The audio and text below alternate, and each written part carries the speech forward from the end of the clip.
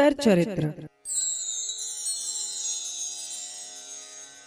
मार्कंडेय पुराण की सावर्णिक मनवंतर की कथा के अंतर्गत देवी महात्म्य के 5वें अध्याय से लेकर 13वें अध्याय में वर्णित श्लोकों को उत्तर चरित्र कहते हैं। श्लोक क्रमांक 260 से 700। इस चरित्र में मेधस ऋषि सुरत और समाधि वैश्य को शुंभ निशुंभ के संहार का प्रसंग सुनाते हैं। साथ ही 12वें अध्याय में देवी स्वयं प्रकट होकर इन 3 देवी चरित्रों के पाठ का महात्म्य बतलाती है एवं 13वें अध्याय में सुरत और समाधि वैश्य को मनचाहा वरदान प्रदान करती हैं।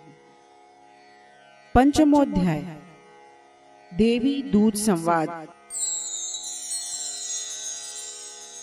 ओम इस उत्तर चरित्र के रुद्र ऋषि हैं, महासरस्वती देवता हैं, अनुष्टुप छंद है, भीमा शक्ति है, भ्रामरी बीज है, सूर्य तत्व है और सामवेद स्वरूप है। महासरस्वती की प्रसन्नता के लिए उत्तर चरित्र के पाठ में इसका विनियोग किया जाता है। इस अध्याय का पाठ करते समय हमें इस प्रकार देवी का ध्यान करना चाहिए। जो अपने करकमलों में घंटा, शूल, हल, शंख, मूसल, चक्र, धनुष और बाण धारण करती है, शरद ऋतु के शोभा संपन्न चंद्रमा के समान जिनकी मनोहर कांति है, जो तीनों लोकों की आधारभूता और शुंभ आदि दैत्यों का नाश करने वाली है, तथा गौरी के शरीर से जिनका प्राकट्य हुआ है, उन महासरस्वती देवी का मैं निरंतर भजन करता हूँ। ऋषि कहते हैं, पूर्व काल में शुंभ और निशुंभ नामक असुरों ने अपने बल के घमंड में आकर शचीपति इंद्र के हाथ से तीनों लोकों का राज्य और यज्ञ भाग छीन लिए। वे ही दोनों सूर्य, चंद्रमा, कुबेर, यम और वरुण के अधिकार का भी उपयोग करने लगे। वायु और अग्नि का कार्य भी वे ही करने लगे। उन दोनों ने सब देवताओं को अपमानित, राज्य भ्रष्ट, पराजित तथा अधिकारहीन करके स्वर्ग से निकाल दिया। उन दोनों महान असुरों से तिरस्कृत देवताओं ने अपराजिता देवी का स्मरण किया और सोचा, जगदम्बा ने हम लोगों को वर दिया था कि आपत्ति काल में स्मरण करने पर मैं आपकी सब आपत्तियों का तत्काल नाश कर दूंगी।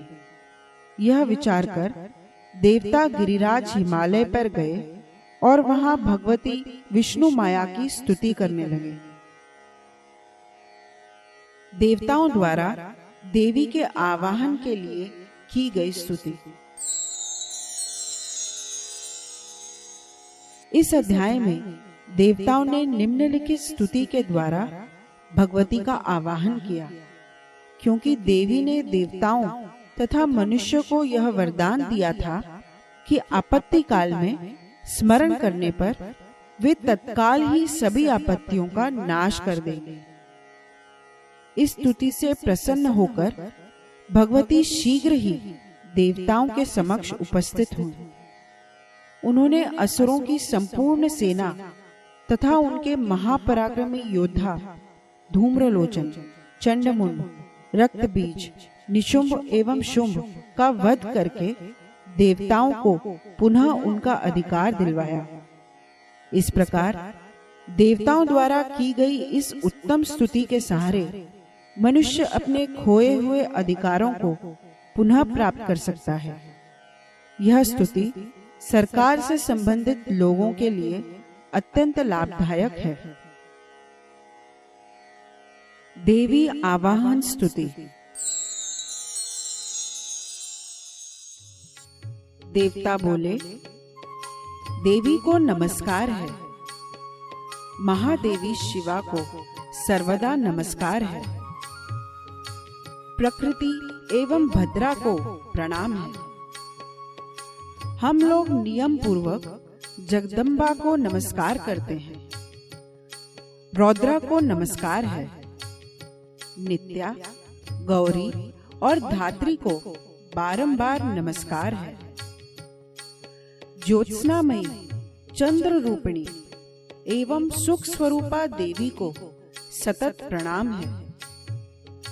शरणागतों का कल्याण करने वाली वृद्धि एवं सिद्धि रूपा देवी को हम बारंबार नमस्कार करते हैं। नैऋति, राजाओं की लक्ष्मी तथा शर्वाणी स्वरूपा आप जगदम्बा को बारंबार नमस्कार है। दुर्गा, दुर्गपारा, सारा, सर्वकारिणी, ख्याति, कृष्णा और धूम्रा देवी को सर्वदा नमस्कार है। अत्यंत सौम्य तथा अत्यंत रौद्र रूपा देवी को हम नमस्कार करते हैं। उन्हें हमारा बारंबार प्रणाम है। जगत की आधारभूता कृता देवी को बारंबार नमस्कार है। जो देवी सब प्राणियों में विष्णु माया के नाम से कही जाती हैं, उनको नमस्कार, उनको नमस्कार, उनको बारंबार नमस्कार है। जो देवी सभी प्राणियों में चेतना कहलाती हैं, उनको नमस्कार, उनको नमस्कार, उनको बारंबार नमस्कार है।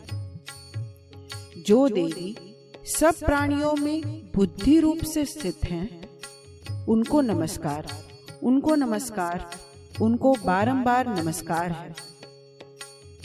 जो देवी सब प्राणियों में क्षुधा रूप से स्थित हैं, उनको नमस्कार, उनको नमस्कार, उनको बारंबार नमस्कार है। जो देवी सब प्राणियों में छाया रूप से स्थित हैं, उनको नमस्कार, उनको नमस्कार, उनको बारंबार नमस्कार है। जो देवी सब प्राणियों में शक्ति रूप से स्थित हैं, उनको नमस्कार, उनको नमस्कार, उनको बारंबार नमस्कार है। जो देवी सब प्राणियों में तृष्णा रूप से स्थित हैं, उनको नमस्कार, उनको नमस्कार, उनको बारंबार नमस्कार है। जो देवी सब प्राणियों में शांति रूप से स्थित हैं, उनको नमस्कार, उनको नमस्कार, उनको बारंबार नमस्कार है। जो देवी सब प्राणियों में जाति रूप से स्थित है, उनको नमस्कार, उनको नमस्कार, उनको बारंबार नमस्कार है। जो देवी सब प्राणियों में लज्जा रूप से स्थित है, उनको नमस्कार, उनको नमस्कार, उनको बारंबार नमस्कार है। जो देवी सब प्राणियों में शांति रूप से स्थित हैं, उनको नमस्कार, उनको नमस्कार, उनको बारंबार नमस्कार है। जो देवी सब प्राणियों में श्रद्धा रूप से स्थित हैं, उनको नमस्कार, उनको नमस्कार, उनको बारंबार नमस्कार है। जो देवी सब प्राणियों में कांति रूप से स्थित हैं, उनको नमस्कार, उनको नमस्कार, उनको बारंबार नमस्कार है। जो देवी सब प्राणियों में लक्ष्मी रूप से स्थित हैं, उनको नमस्कार, उनको नमस्कार, उनको बारंबार नमस्कार है। जो देवी सब प्राणियों में वृत्ति रूप से स्थित हैं, उनको नमस्कार, उनको नमस्कार, उनको बारंबार नमस्कार है।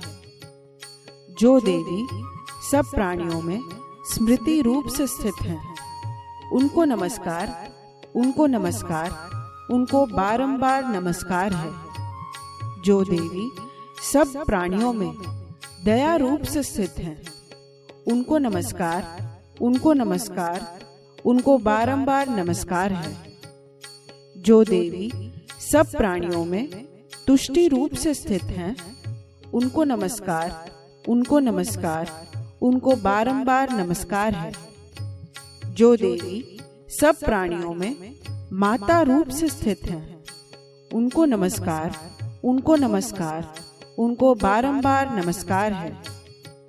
जो देवी सब प्राणियों में भ्रांति रूप से स्थित हैं, उनको नमस्कार, उनको नमस्कार, उनको बारंबार नमस्कार है।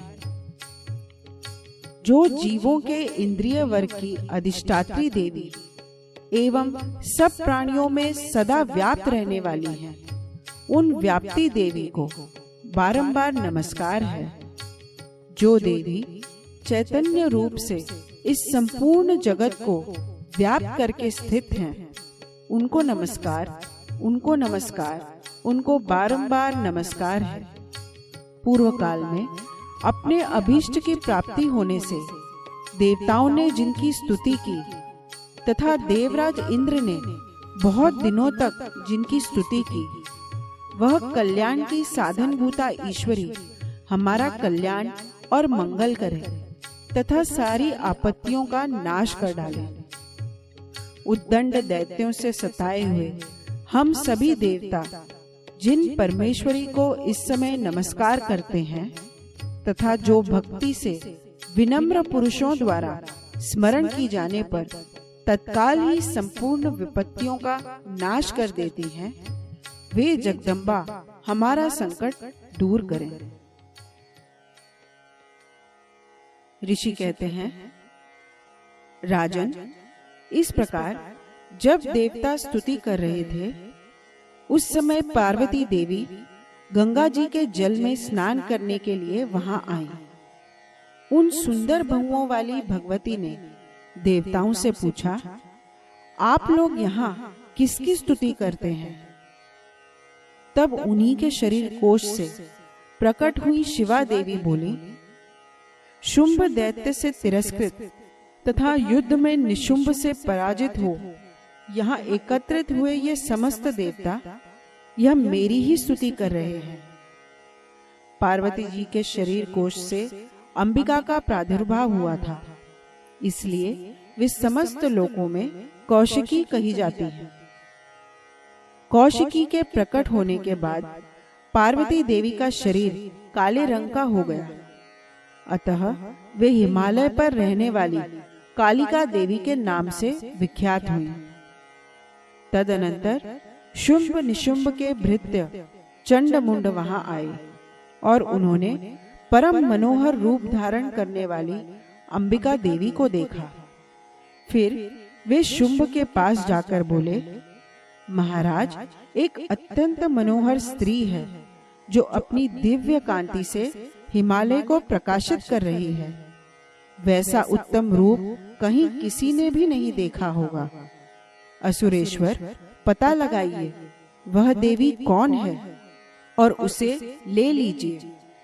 स्त्रियों में वह रत्न है, उसका प्रत्येक अंग बहुत ही सुंदर है तथा वह अपने श्री अंगों की प्रभा से संपूर्ण दिशाओं में प्रकाश फैला रही है। दैत्यराज, अभी वह हिमालय पर ही मौजूद है, आप उसे देख सकते हैं। प्रभो, तीनों लोकों में मणि, हाथी और घोड़े आदि जितने भी रत्न हैं, वे सब इस समय आपके घर में शोभा पाते हैं। हाथियों में रत्नभूत ऐरावत, यह पारिजात का वृक्ष और यह उच्चैःश्रवा घोड़ा, यह सब आपने इंद्र से ले लिया है। हंसों से जुता हुआ यह विमान भी आपके आंगन में शोभा पाता है।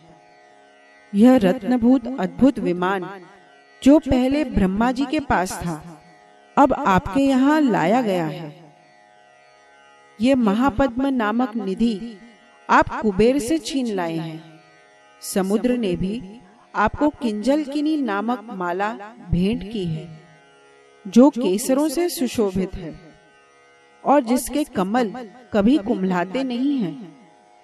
सुवर्ण की वर्षा करने वाला वरुण का छत्र भी आपके घर में शोभा पाता है तथा यह श्रेष्ठ रथ जो पहले प्रजापति के अधिकार में था, अब आपके पास मौजूद है।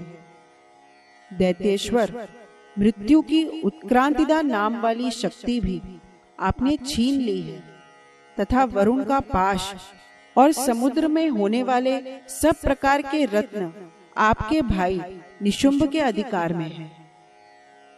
अग्नि ने भी स्वतः शुद्ध किए हुए 2 वस्त्र आपकी सेवा में अर्पित किए हैं। दैत्यराज, इस प्रकार सभी रत्न आपने एकत्र कर लिए हैं। फिर जो यह स्त्रियों में रत्न रूप कल्याणमयी देवी हैं, इसे आप क्यों नहीं अपने अधिकार में ले लेते? ऋषि कहते हैं, चंडमुंड का यह वचन सुनकर शुंभ ने महादैत्य सुग्रीव को दूत बनाकर देवी के पास भेजा और कहा, आप मेरी आज्ञा से उसके सामने ये बातें कहना और ऐसा उपाय करना जिससे प्रसन्न होकर वह शीघ्र ही यहाँ आ जाए। वह दूत पर्वत के अत्यंत रमणीय प्रदेश में जहाँ देवी मौजूद थी गया और मधुर वाणी में कोमल वचन बोला। दूत बोला, देवी, दैत्यराज शुंभ इस समय तीनों लोकों के परमेश्वर हैं। मैं उन्हीं का भेजा हुआ दूत हूँ और यहाँ आपके ही पास आया हूँ। उनकी आज्ञा सदा सब देवता एक स्वर से मानते हैं, कोई उसका उल्लंघन नहीं कर सकता। वे संपूर्ण देवताओं को परास्त कर चुके हैं। उन्होंने आपके लिए जो संदेश दिया है उसे सुनो। संपूर्ण त्रिलोकी मेरे अधिकार में है। देवता भी मेरी आज्ञा के अधीन चलते हैं। संपूर्ण यज्ञों के भोगों को मैं ही पृथक पृथक भोगता हूँ। तीनों लोकों में जितने श्रेष्ठ रत्न हैं, वे सब मेरे अधिकार में हैं। देवराज इंद्र का वाहन ऐरावत, जो हाथियों में रत्न के समान है, मैंने छीन लिया है। क्षीर सागर का मंथन करने से जो अश्वरत्न उच्चैः श्रवा प्रकट हुआ था, उसे देवताओं ने मेरे पैरों पर पड़कर समर्पित किया है। सुंदरी, उनके सिवा और भी जितने रत्नभूत पदार्थ देवताओं, गंधर्वों और नागों के पास थे, वे सब मेरे ही पास आ गए हैं। देवी, हम लोग आपको संसार की स्त्रियों में रत्न मानते हैं, अतः आप हमारे पास आ जाओ, क्योंकि रत्नों का उपभोग करने वाले हम ही हैं। चंचल कटाक्षों वाली सुंदरी, आप मेरी या मेरे भाई महापराक्रमी निशुंभ की सेवा में आ जाओ, क्योंकि आप रत्न स्वरूप हो। मेरा वरण करने से आपको तुलना रहित महान ऐश्वर्य की प्राप्ति होगी। अपनी बुद्धि से यह विचार कर आप मेरी पत्नी बन जाओ। ऋषि कहते हैं, दूत के यों कहने पर कल्याणमयी भगवती दुर्गा देवी, जो इस जगत को धारण करती हैं, मन ही मन गंभीर भाव से मुस्कुराई और इस प्रकार बोली। देवी ने कहा, दूत, आपने सत्य कहा है, इसमें तनिक भी मिथ्या नहीं है। शुंभ तीनों लोकों का स्वामी है और निशुंभ भी उसी के समान पराक्रमी है, किंतु इस विषय में मैंने जो प्रतिज्ञा कर ली है उसे मिथ्या कैसे करूं? मैंने अपनी अल्प बुद्धि के कारण पहले से ही जो प्रतिज्ञा कर रखी है उसे सुनो। जो मुझे संग्राम में जीत लेगा, जो मेरे अभिमान को चूर कर देगा तथा संसार में जो मेरे समान बलवान होगा, वही मेरा स्वामी होगा। इसलिए शुंभ अथवा महादैत्य निशुंभ स्वयं ही यहाँ पधारे और मुझे जीतकर शीघ्र ही मेरा पाणी ग्रहण कर ले। इसमें विलंब की क्या आवश्यकता है? दूत बोला, देवी, आप घमंड में भरी हो, मेरे सामने ऐसी बात न करो। तीनों लोकों में कौन ऐसा पुरुष है जो शुंभ निशुंभ के सामने खड़ा हो सके? देवी, अन्य दैत्यों के सामने भी सारे देवता युद्ध में नहीं ठहर सकते, फिर आप अकेली स्त्री होकर कैसे ठहर सकती हो? जिन शुंभ आदि दैत्यों के सामने इंद्र आदि सब देवता भी युद्ध में खड़े नहीं हुए, उनके सामने आप स्त्री होकर कैसे जाओगे? इसलिए आप मेरे ही कहने से शुंभ निशुंभ के पास चली चलो। ऐसा करने से आपके गौरव की रक्षा होगी, अन्यथा जब वे केश पकड़कर घसीटेंगे तब आपको अपनी प्रतिष्ठा खोकर जाना पड़ेगा। देवी ने कहा, आपका कहना ठीक है। शुंभ बलवान है और निशुंभ भी बड़े पराक्रमी हैं, किंतु क्या करूं? मैंने पहले बिना सोचे समझे प्रतिज्ञा कर ली है। अतः अब आप जाओ। मैंने आपसे जो कुछ कहा है वह सब दैत्यराज से आदर पूर्वक कहना, फिर वे जो उचित जान पड़े करें। इस प्रकार श्री मार्कंडेय पुराण में सावर्णिक मनवंतर की कथा के अंतर्गत देवी महात्म्य में देवी दूत संवाद नामक 5वां अध्याय पूरा हुआ।